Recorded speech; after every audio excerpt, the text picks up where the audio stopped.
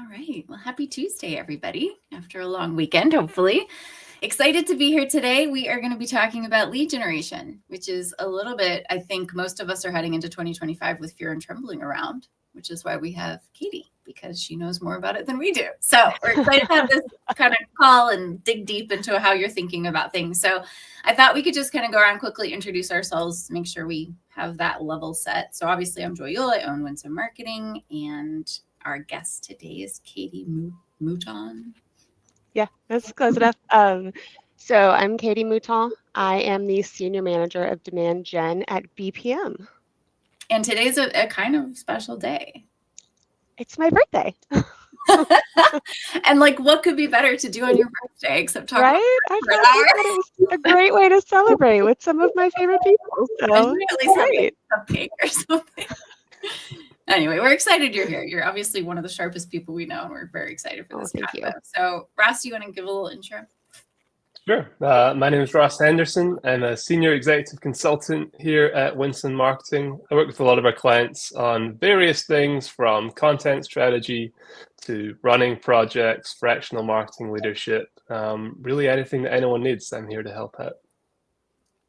I feel like I can't put any more adjectives into his title. No, it's very long. Next is going to be like potentate. Yes, awesome. Lauren, you want to introduce? I was going to say that's such a mouthful to say, but I'm like, I think we need to add just everything in there because you do truly everything for our clients. So. Yeah. Well, happy birthday, Katie. So happy that you get to be here celebrating this on your birthday. How lovely. I'm Lauren Keller, and I lead our content team over here at Winsome Marketing. So I do really any project that is super content heavy. So I help people think about their strategic positioning for their content and how to create the right kind of content that's actually going to help them reach their goals.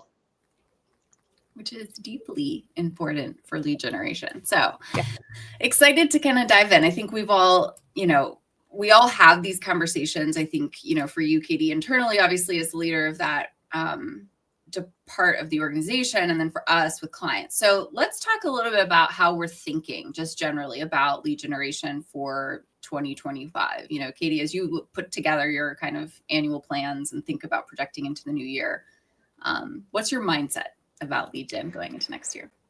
So there's not any groundbreaking new strategy. I mean, there's a reason we're doing the same things for years and years and years. I mean, obviously things are evolving and AI is becoming even more powerful than ever, and we're using it different ways in marketing. So for me, it's not about I'm going to go find some amazing lead gen strategy that no one's thought of yet. It's more about reframing the way that you think about lead gen. So focusing on quality over quantity, looking at where the lead is in the buyer journey and making sure you're speaking directly to them, meeting them where they're at. So yes, strategy is a huge part of it, planning ahead, getting everyone on the same page, executing beautifully. But at the same time, you have to kind of adjust your mindset. And for me, that's what changes from year to year. I'm still doing a lot of the same things. I'm just tweaking how I'm doing that so it speaks to my audience a little better. Yep. One of the things that you brought up when we talked last week was kind of changing the way that you think about premium content. Yeah. And I thought you had a pretty groundbreaking thought on that. Do share. I did. So I was researching for this conversation and racking my brain of like, okay, how do I present this in a way that's super engaging and kind of fresh and new?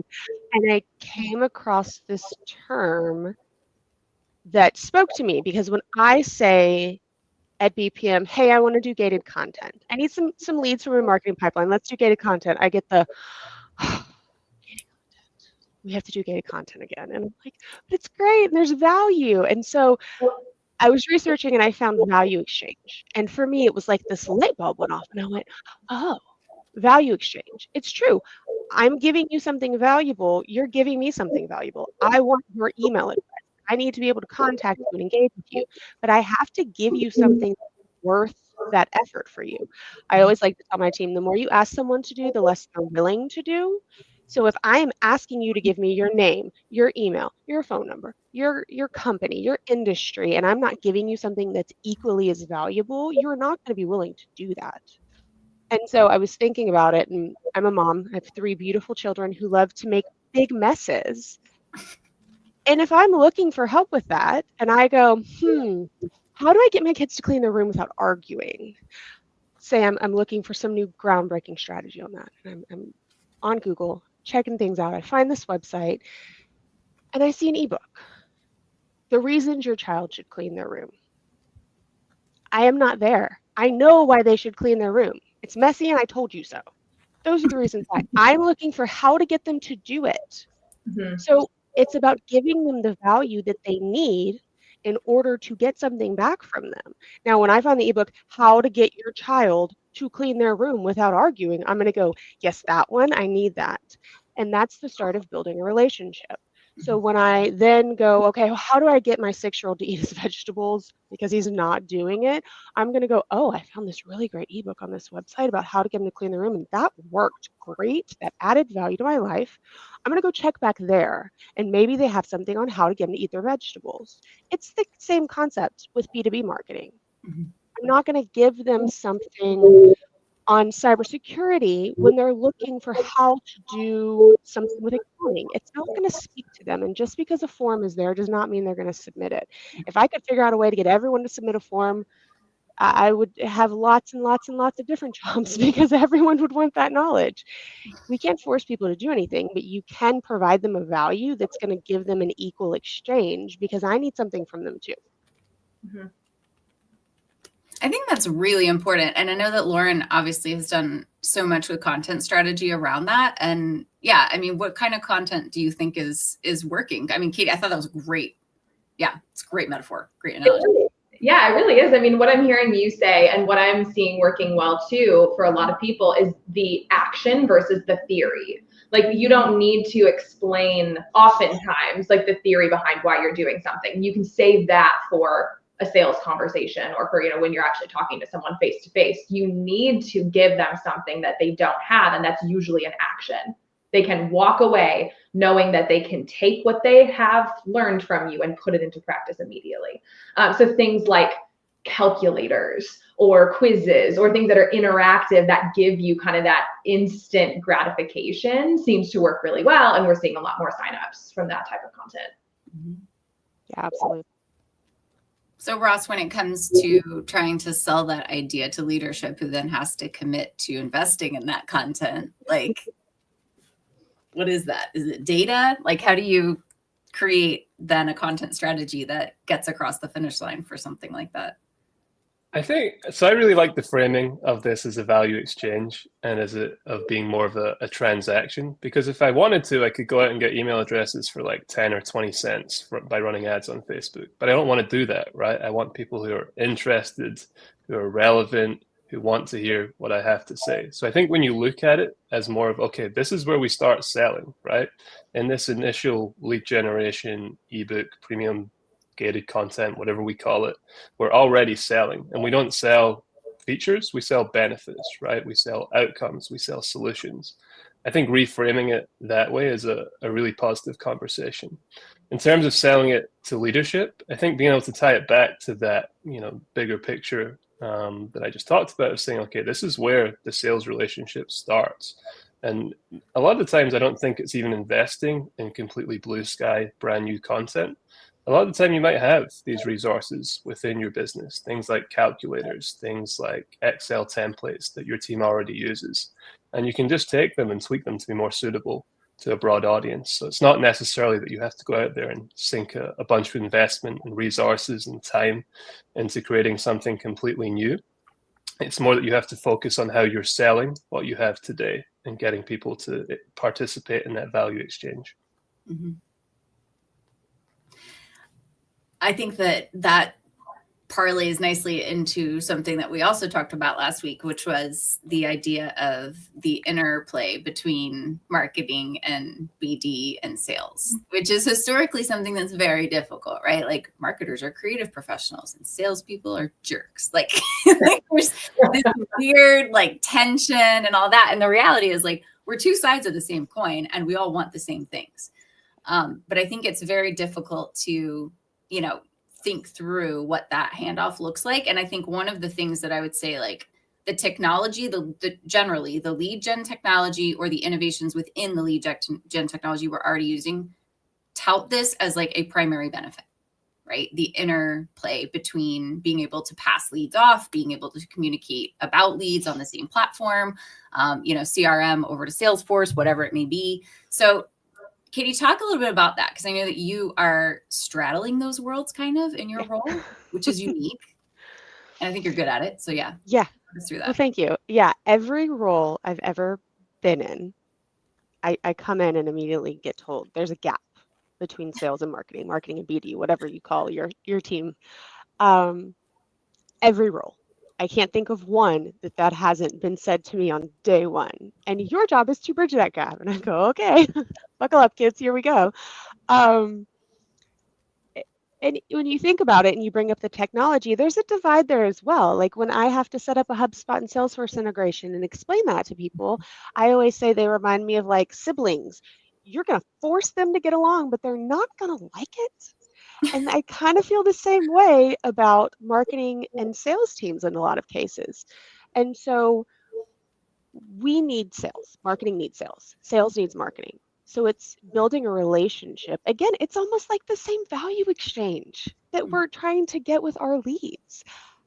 You need me because you need quality leads that come in, other than going out and buying lists, because we know that that's not going to work great. You need me to help you bring people to the website, fill out these forms, and get them to you so you can have conversations. I need you to take that lead, build a relationship, and go close them, because then I have ROI that's proving that what I'm doing is actually working. But if you don't have a relationship and you don't have constant conversations where you're having a really nice, productive back and forth about what each other are doing, it's not going to work. So the sales team, or we call them BD, the BD team for BPM, we like to keep them as aware as possible about what's coming up. We just created an outsourced accounting ebook. The day it went live, I sent it to them. Hey, this is on the website now. It's gated. We're going to try and get some leads. Also, feel free to use it. Here it is. Let me know what you think. All the good stuff. If I get a lead from that and I pass it to them, I am then going to go back to them. How was that? Was that a good one? How was the conversation? Did you think it was qualified? Do you want more like that? It tells me how to do my job better and how to position what marketing is doing better so that we can bring in more quality leads. Again, it's not always the quantity that I want. I can give you 50 leads in a day and maybe you only convert 2, or I can give you 20 and maybe you convert 10. I'm going to go with the 20 where you're converting 10. It's about that conversion rate. I don't understand what's happening because I'm not in those conversations, and Salesforce only tells me so much. I have to have a relationship where I feel comfortable going and asking those questions and knowing that they see the value in giving me that information. On top of that, it's having a back and forth about what's going on with those leads. Where are they at? Why aren't they moving forward? It can be very uncomfortable, especially when you're getting into a new organization, to have to go and be like, hey, so I saw that these leads are still open. You've had them for a week. What's going on? It's about framing that so it doesn't feel like you're crossing a line into what they're doing. I don't want BD to feel like I'm micromanaging the leads that I'm handing to them. I trust them. I need them to know that I trust them. But just last week, I reached out to a BD team member and was like, hey, I see that these 2 are open. I just want to make sure you got everything you need from me. I know she's handling them. She hadn't had time to update Salesforce. And I knew that going into the conversation. I didn't make an assumption that there was any ill will towards marketing because there's a gap, or supposed to be a gap there. I will say I do not have a gap with our BD team. I work very closely with them and they're all amazing. So if you don't build that relationship, if you don't have that rapport and that trust, no one is going to be successful. And how do you go about doing that in a new organization? Right? So you guys are and you're tasked with this very large element. Like what would you do when you first start that relationship? I overshare. So I believe in complete directness, honesty, and transparency. And I tell them everything they need to know. I don't hold anything back from them. I try my hardest to gain their trust. I go into it like it's a friendship. I am going to make these people my best friends, because if I was working with my best friends, I would tell them everything. I would give them everything they needed because I would want them to be successful. And I treat my relationship with the BD team the same way. Mm-hmm. And I'm happy to say that some of them are my friends, which is great. It just makes life even easier. But if you don't build that trust and rapport, we know at any organization, there's always this underlying feeling of like, okay, what are they doing? What are they talking about when they're not with me? What's happening on the back end that I'm not aware about? I mean, like, this is our livelihood. We want to be in these roles. We have to be in these roles. I don't feel that with them, and I don't want them to feel that with me. So I go in full transparency. I overshare. I give lots of context. If I ask a question, I give an explanation to why I'm asking it. So there's no misinterpretation of my intention. And I think that's a big part of it.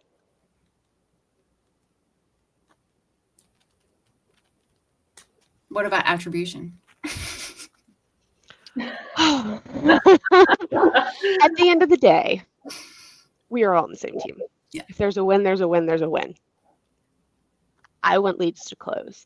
There's lots of times where there's a situation where a lead comes in on the website and it's coming through the contact us form, which we immediately pass to an MQL, goes straight to the BD team. Somewhere in that process, maybe someone realizes like, hey, I met them at a conference a year and a half ago. I'm going to put myself as the source. Could I go back and say, yeah, but they came in organically and they filled out my form and that's really a marketing lead? Of course I could, but what does that do to my relationship? Mm-hmm. Or if I question it, well, did you really meet them? That should be a marketing lead. I need that win. No, I'm not going to do that because at the end of the day, BPM needs that win. Mm-hmm. Our collective teams need that win. That kills the trust that I've tried so hard to build when I know I'm just going to get another lead tomorrow that's going to be just as good of a win. Now, I still want to know about that lead. And if I fight them on attribution, they're going to be less willing to talk to me. But it did come in through organic. So even though you met him a year and a half ago at an event, we can put you the original source. I'm totally cool with that. But I still need you to keep me in the loop because I need to understand why that was such a great lead. They did come in organically. It's going to tell me a lot about our SEO strategy. So it kind of just depends, I guess. And once an organization gets to a certain size, I think there is nothing, there's nothing but multi-touch attribution. Yeah. Wouldn't you say? Absolutely. Because brand awareness is high enough that it's almost going to be impossible for them to have not heard about you as a viable option, all that kind of thing. Yeah. I want to talk a little bit about attracting leads with SEO. So as you know, SEO is like our bread and butter and our heart. And I mean, the November core update dropped today. So here we go. Our hearts break again. But it's a big part of our strategy. And it's something we were delighted to discover you know a lot about, which is not common for lead generation specialists, surprisingly. But I think given the shifts, right, in user behavior into generative engine use, right, people using ChatGPT like it's Google, and there's been a lot of changes this year, and I think there will be a lot of changes into 2025. Talk to us about how you think about SEO in terms of lead generation, which a lot of people don't connect those dots. Yeah. So it kind of goes back to something I said at the beginning. We're meeting them where they're at. If they search for us and we're there, we're meeting them where they're at. So it's breaking down that buyer journey. Where are you at in the buyer journey? So if I create an article and it's what is cybersecurity? Obviously, that's someone learning about cybersecurity. They're in that awareness stage. They're at the very beginning. They're not someone that I'm probably going to convert or I'm probably going to sell immediately, but I want them on my website and I want them to know that I know about cybersecurity. BPM knows about cybersecurity. This is something that we specialize in, and I need you to start building that connection. Now, let's say that they learn everything they need to learn about cybersecurity, and they're really, really interested in cybersecurity for 401k audits. I'm going to do an article on that because I want to be there too when they get a little more specific. So now they're digging a little deeper. They're still learning, but they're getting closer to that decision stage. Okay, great. Now I'm going to create an ebook specifically on that topic that's going to have that action and provide that value. That's where I'll convert them. Mm-hmm. And maybe they're past all of that. Maybe they're way over here in left field and they are ready to make their decision and they are ready to make a choice on which firm they want to go with. And they know, okay, I know I need penetration testing services. Hey, guess what? BPM does that. I'm going to create a service page that is optimized for that keyword so that when they search it on Google, because they will, I'm there. I'm at the top, and you are clicking on me and coming in and converting on the website. So it's so much less about writing an article because you want someone to read it. And again, it's going back to building that relationship and that trust so that they see, okay, they speak directly to me. They know exactly what they're talking about. I can see that in what they're saying. And look, they led me right where I needed to be so that I could find the service and I could see the value in working with BPM. That makes so much sense. And it goes back to what we're talking about of moving away from, just individual search terms and into broader conceptual coverage in your content. Like, you have to answer all of the questions. You got to go into these really specific scenarios because people will be looking for that. And so it's less about like, I want to rank for this term. At least that's what we suspect is going to happen going into 2025, is that we need to be present on an entire array of concepts in order to really build that trust that you're talking about and ultimately convert. Mm-hmm.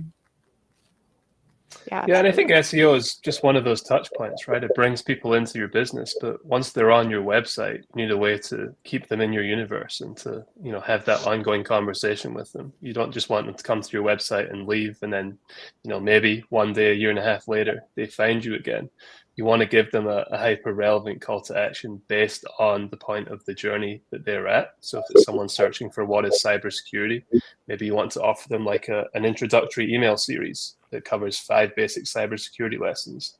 Whereas if they're further down that funnel, you want to give them a much more detailed or relevant call to action and some kind of lead asset that helps bring them into that system. So I think that's a part of it that a lot of people miss, right? They just bring people into their website and say, if you have any questions, contact us, or here's this ebook or one cybersecurity ebook.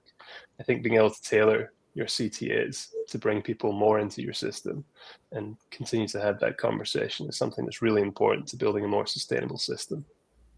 Yeah, absolutely. And y'all all know that I can jump right down an SEO rabbit hole, so tell me to be quiet at any point. But I think that makes a great point on why SEO is not just writing content that can rank. That's not the only thing that you have to do in order to rank. Your entire website has to be optimized. That's why internal linking is so important. And you can't provide links that don't make sense for where somebody is in the buyer journey and expect them to click on it. You have to create a journey that speaks directly to them. So if my go-to-market team comes to me and says like, hey, I want to build this campaign and I want to target CFOs, my response is, which CFO?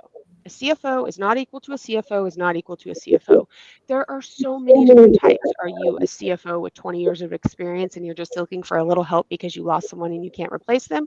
Are you a CFO who's only had 2 years of experience, you're right out of college and you're with a startup and you don't have a team at all? I'm going to speak to those people very, very differently. I'm going to provide them different types of content and I'm going to put them on a different journey. Once I convert them, I'm going to nurture them very, very differently.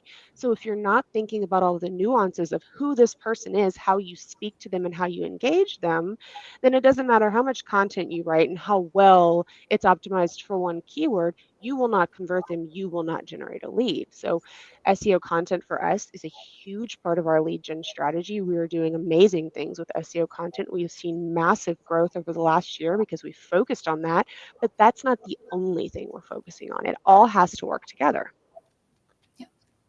Yeah, and I think industries are such a huge component of that too. Whatever industry someone is in massively defines what they're reading, what they're talking about, that universe that they're existing in. And so if you can tap into all of those things, great. You put yourself ahead of everyone else who's just targeting the broader CFO. Mm-hmm. Yep. And I love that because so many times when we're trying to make a decision about what keyword to write for, it's always like, okay, well, where's the volume? Where's the search volume? What's the keyword that's getting the most searches? And that's great. Do I want to be there? You bet I do. But also there's a keyword over here that's maybe industry specific and it's a really low search volume. But I know that when someone searches that, they're looking for something very specific. And if I can get them to our website and I can convert them, that is a quality lead. So you shouldn't shy away from the low volume just because it's a small number. that's kind of your bread and butter. Those are the people who are really looking for something specific. And if you can deliver on that, there's a better chance that you're going to engage them. We have been able, anecdotally, so this is like crazy. We have, so on the Hire Writer website, we have this huge informational design structure with all these different categories, and they're all related to content. Okay. But I mean, it's vast, the variety of content we cover.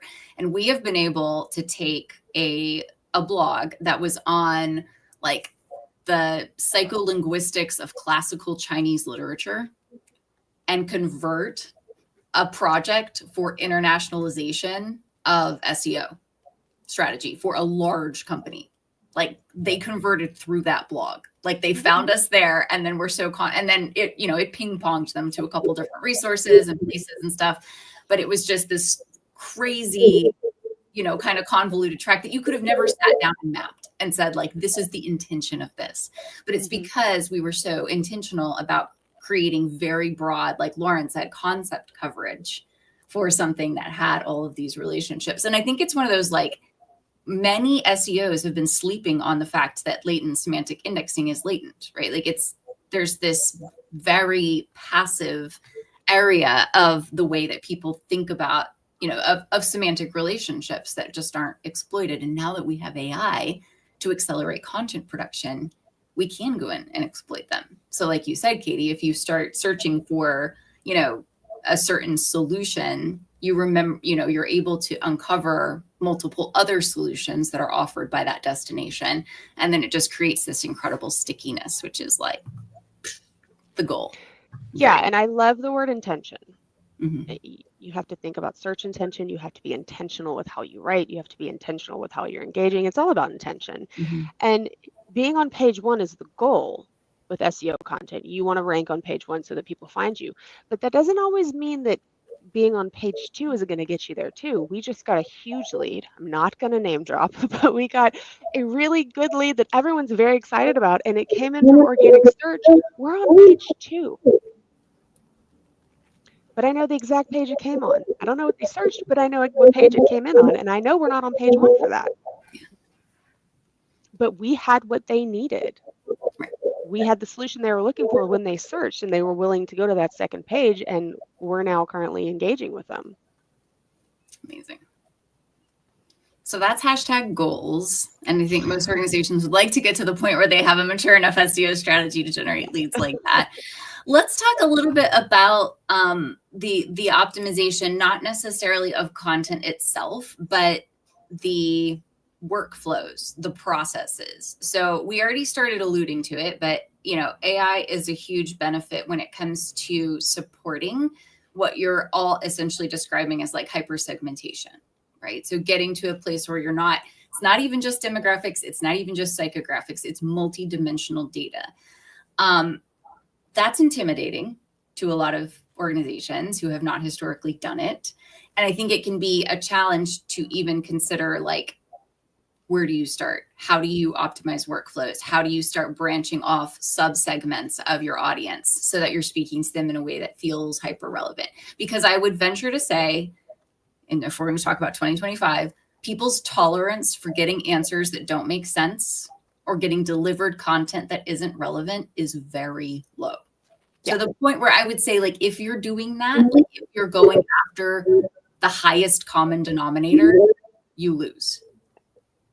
Because it doesn't feel relevant and people feel tricked or annoyed or whatever, and it deteriorates your second chance. So talk to me a little bit about how you're thinking about lead workflows, lead nurtures, optimizing all of those things so that you can support hypersegmentation and delivering content to the right person at the right time.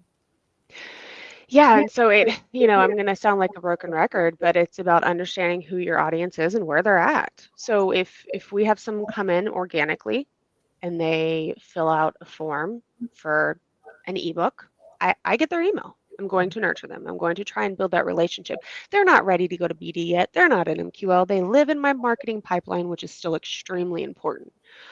And so having them set up in a cadence that makes sense for them and is personalized for their experience is so important. I think that we don't put enough emphasis on personalizing experience. You can't just drop them in a workflow and say, well, I emailed them once a week and they didn't open it. Well, why? Why didn't they open it?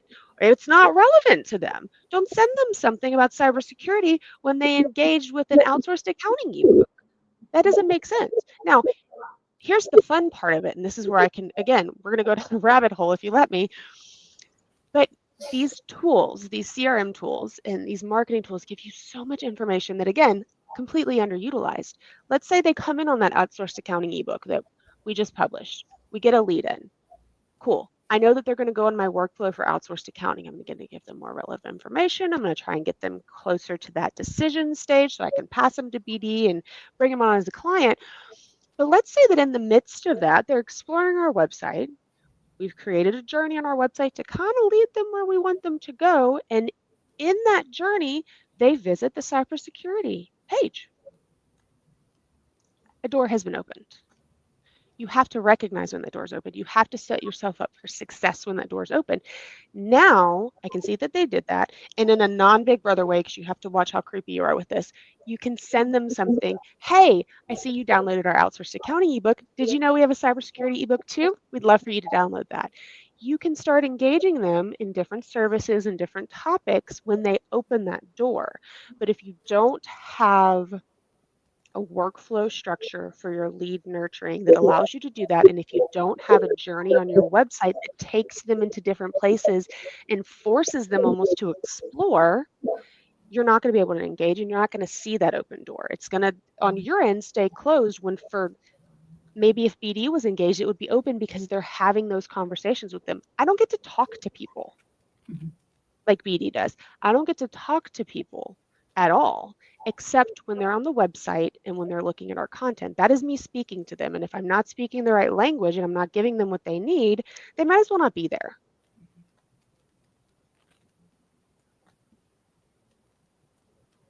I just love the idea of this cross sell that we're talking about too. And having that's, I mean, and then it does take a pretty sophisticated workflow to, you know, if then all of those different things to accomplish that appropriately. I'm curious what you would think, because I think a lot of companies run into this where you might have competing workflows. So let's say, you know, they download multiple assets or they put their contact information in several places, which then triggers several different workflows. How would you handle that? Yeah, that's really tricky. I actually had a conversation about that yesterday.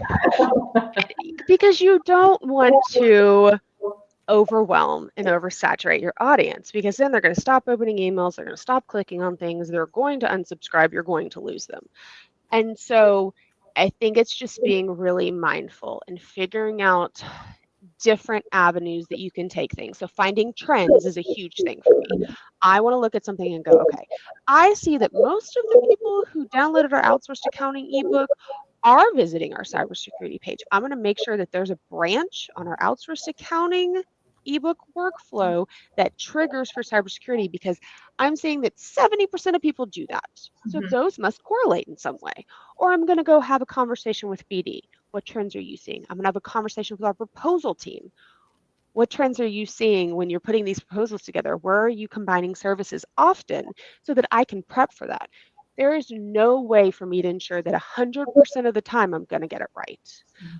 My team right now, we like to say we're in, I guess it's a Taylor Swift era thing. We're in our era of trial and error. We're trying a lot of new things.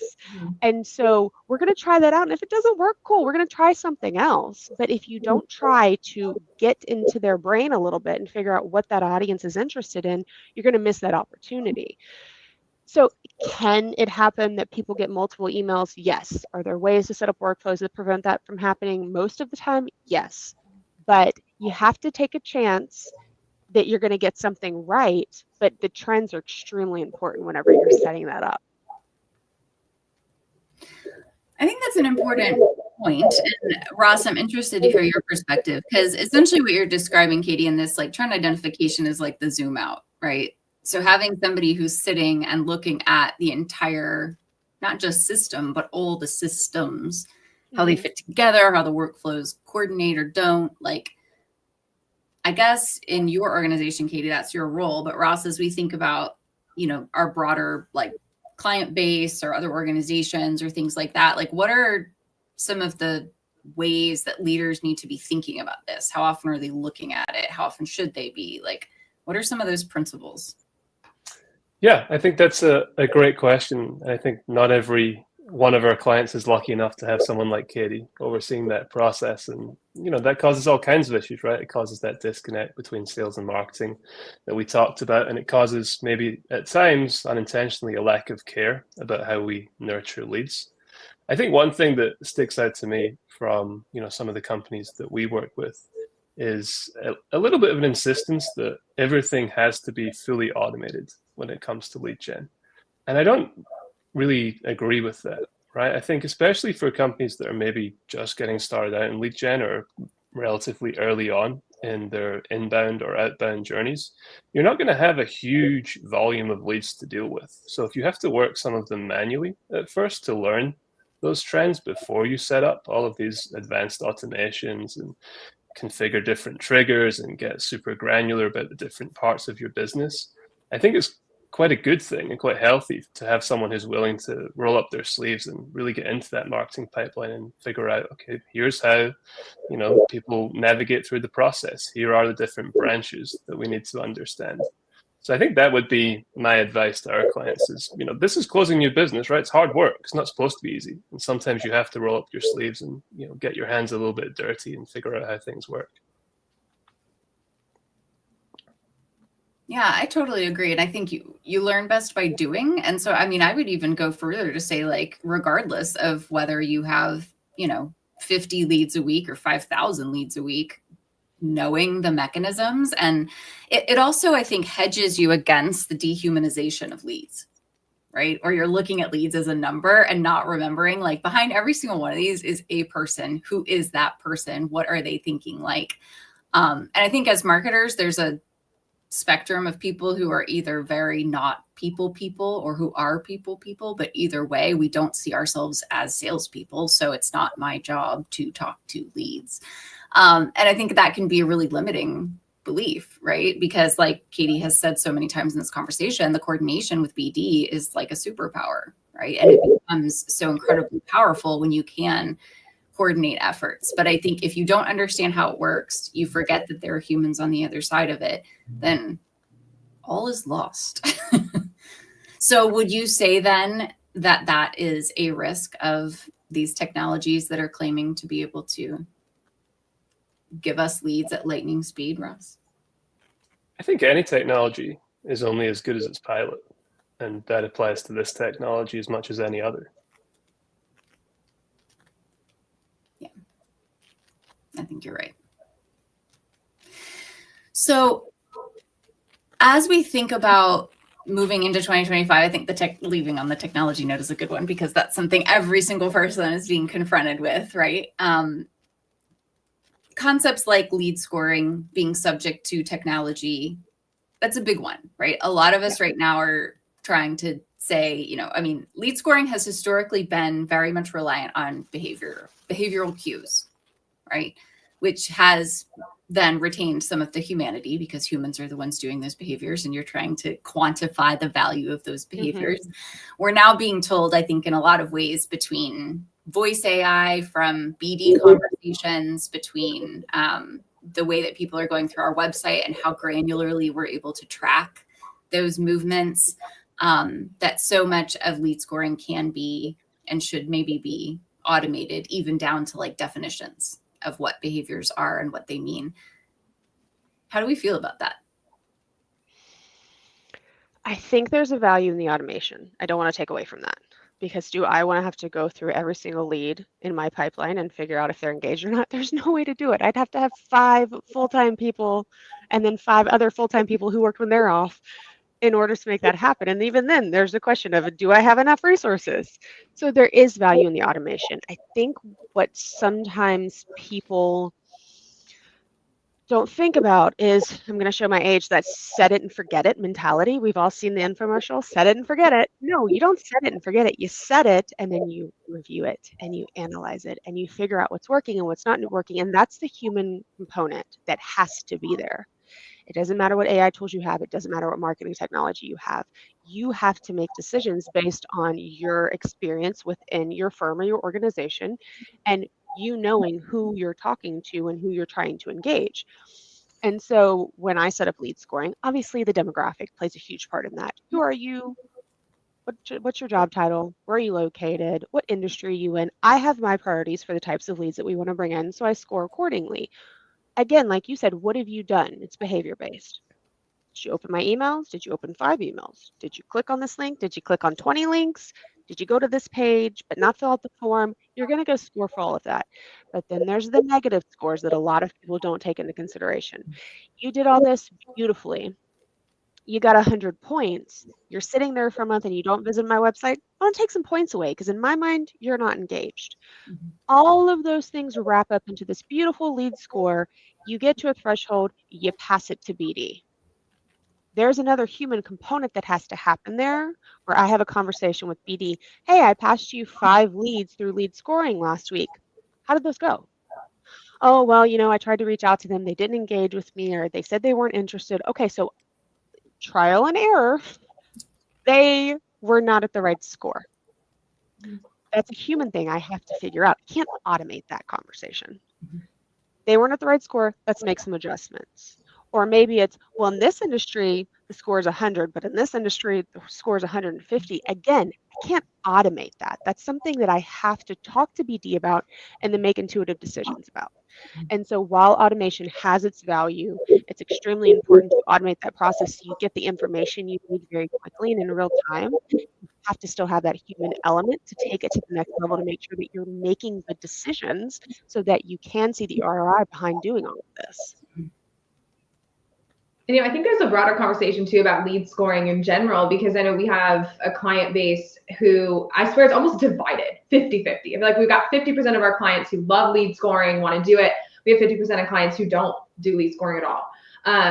I'm curious. I mean, obviously I know that you do enjoy lead scoring because that's something that you set up, but why are you on that camp?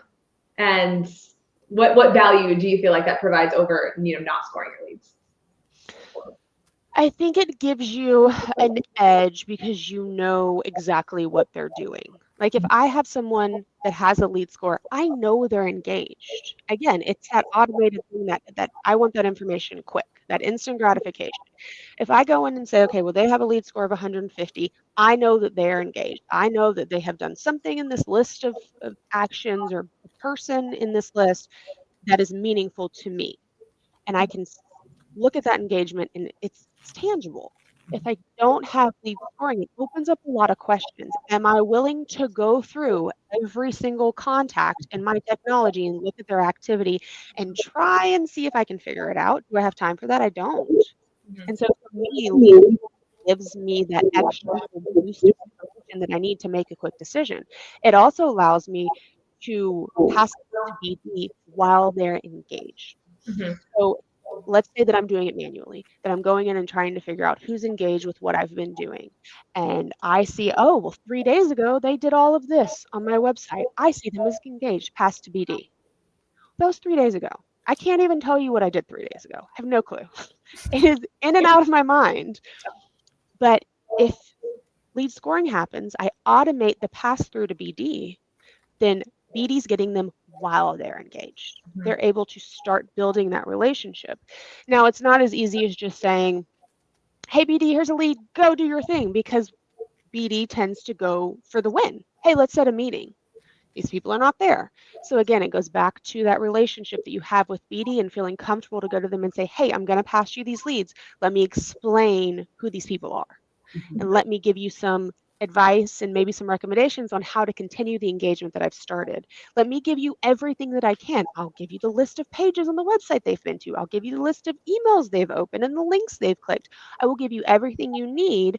In exchange, I need you to address them in a certain way, because if you go in for the win immediately, my lead now has to come back into my bucket because they're going to shy away from that. They did not ask to speak to you. I am making an assumption that they're ready for that point.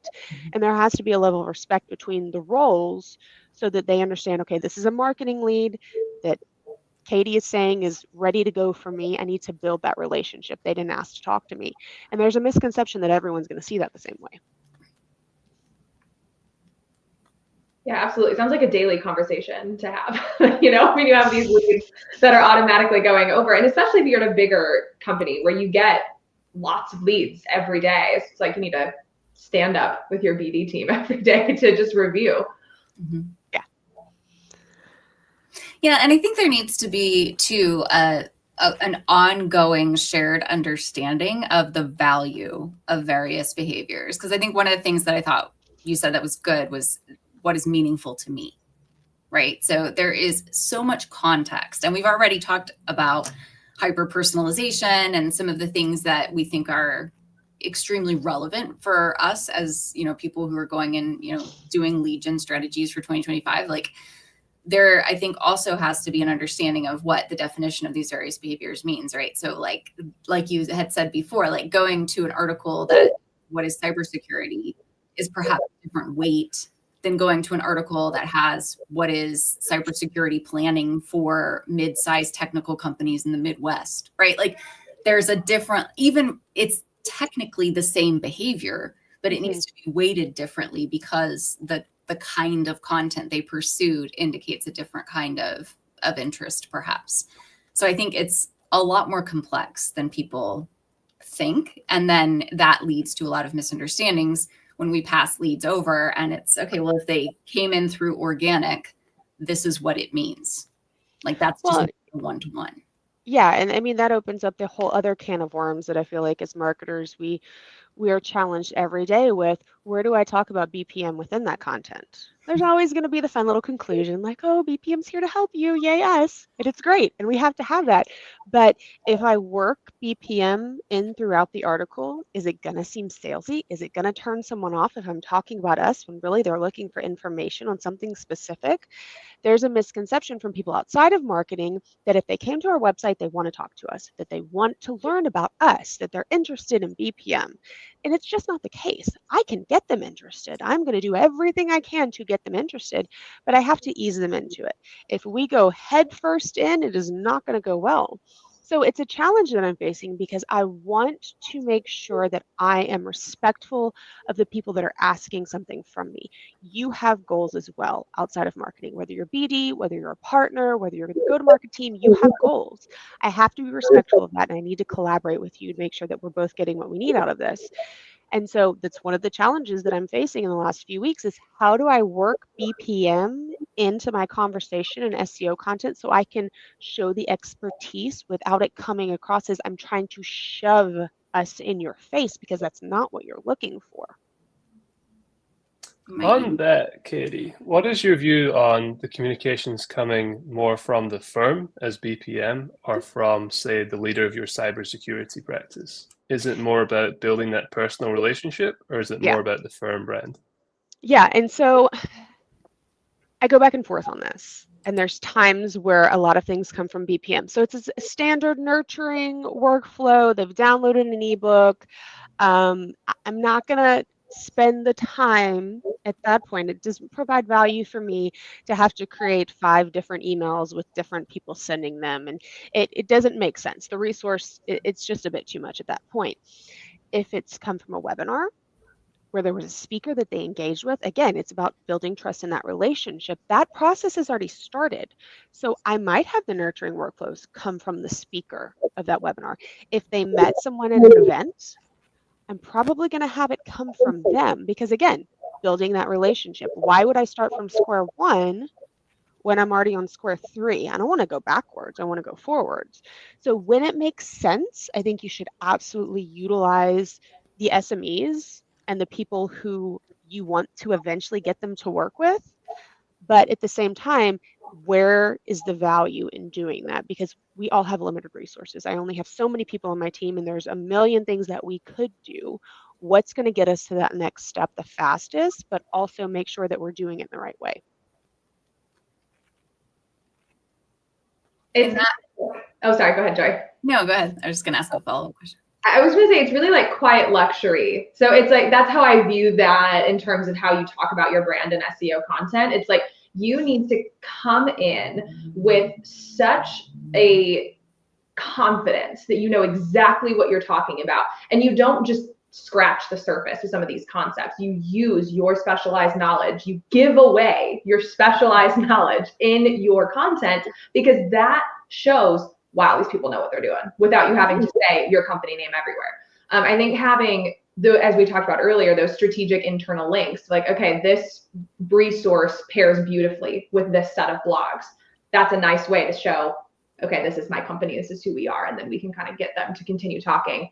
And of course, I love an SME. Anytime we can have, you know, a quote or anything like that. Original data is also fantastic. If we can do original studies and show that. Oh yeah, and original data and quotes and all that, it has to be a part of your SEO strategy. It has to be included. It's about doing it thoughtfully. And it's about getting the SMEs on board. So SEO content does not speak to everyone. And the idea of doing SEO content does not speak to everyone. There is value in thought leadership. I don't want to take away from that. We don't just do SEO content. We do thought leadership too. It's extremely important.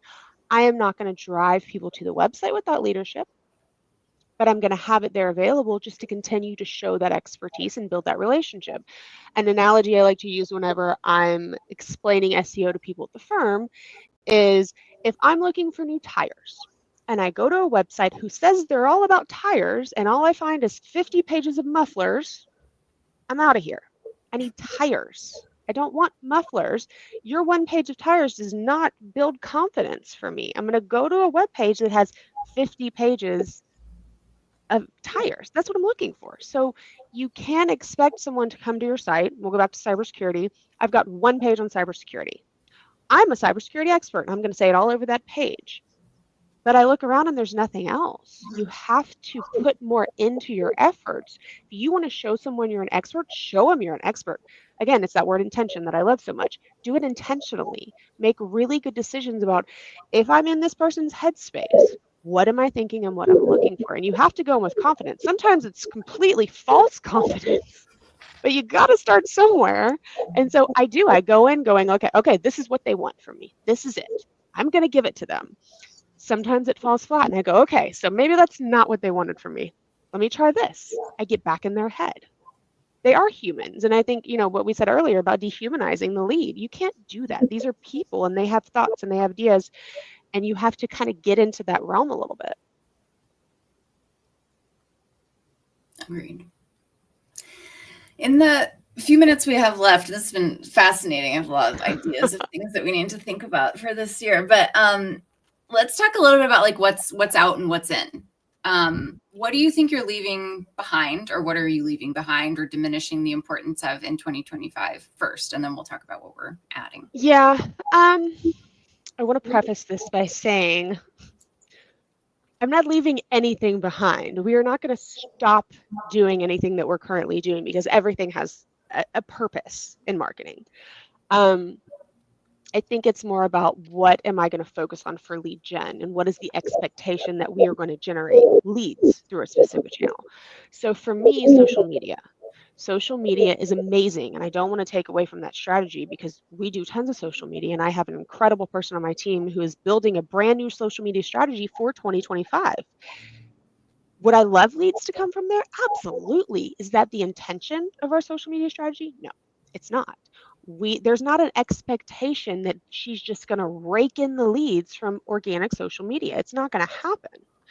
And so we are focusing more on culture and brand awareness, and all of that supports lead gen, and that's great. So for me, social media and having expectation that you are going to generate leads organically through there, for me, that's out in 2025. Paid ads, I have a love-hate relationship with them for B2B. Mm-hmm. And so again, it's about the intention. Do we have some paid ad campaigns that work very well for us? Yes. Do all of them work? No. So for me in 2025, it's about stopping practices that aren't working when it comes to paid ads. I will try all sorts of things, but it's about making that decision to cut it off, because it is not boding well for us. I'm not going to spend money on something that is not going to give us results. We have ROI goals, and I have to keep those in the back of my mind. Mm-hmm. So we will run paid ad campaigns, but we will be more intentional about when we turn them off and making decisions about what's working and what's not. So again, going after that value. I I think it's also about using paid ads in a certain way. So I love social media ads. I love LinkedIn ads. I think they're great. So for me, very much in for 2025, but the expectation has shifted a little bit. I'm going to use that channel for my marketing pipeline that I need to continuously build. So I'm going to create value exchanges and I'm going to promote them on LinkedIn because I can hyper target and make sure that exactly who I'm getting in front of is who this information is relevant for. So there's a better chance of conversion. And so we're going to focus on that for LinkedIn ads and maybe some brand awareness to set up those conversion opportunities. But I'm going to shy away from expecting to get MQLs directly from LinkedIn ads. Or meta ads or any of the other ones that you want to go with. So those I think are the biggest takeaways and kind of where we're shifting our strategy a little bit. We're still doing tons of SEO content. It's super valuable. We are still going to do gated content and webinars. I love a good webinar. I think it's great to build that marketing pipeline. The other thing that I think is very much in for 2025, and we've said it before, but it's creating that journey for your lead.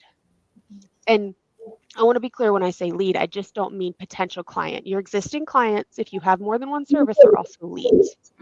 And so it's about building a journey on your website that shows them everything that you're doing and gives them that open door to discover who they are as your client or potential client, the benefit of continuing to work with you or to come on board with you, and then everything that you can show them, again, without shoving it down their throats with tons of emails. So building a journey that speaks directly to them, and it's less about who we are as a firm and more about who they are as a visitor to our website and what we want to portray to them as a potential client or existing client.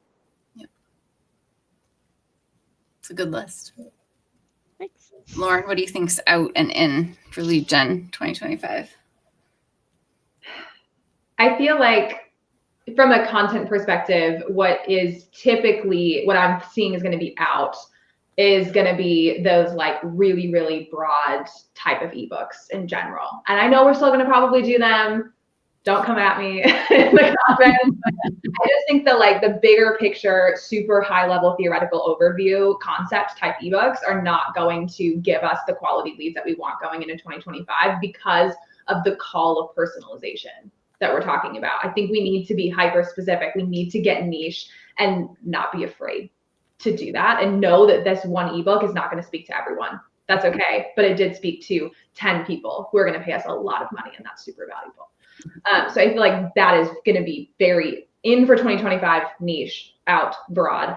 I'm not so sure on social media, Katie. I feel like LinkedIn might still be a lead generator for certain types of companies going into 2025. I think if you're a smaller organization with pretty active founder stories or executives who really want to dive into personal branding, I think that could serve as a useful pipeline. I don't think it's relevant for every company and every business, but I think that could potentially be good. I want to add something that I completely forgot about, but I don't want to say like, no, you'll never get a lead from LinkedIn. But one thing that we're chatting about is generating leads through our SMEs on LinkedIn. And so that's something that's very new and that we're working into our strategy. And so it's how do I utilize these people who are experts and who are well known and do these presentations and go to these events and people recognize them.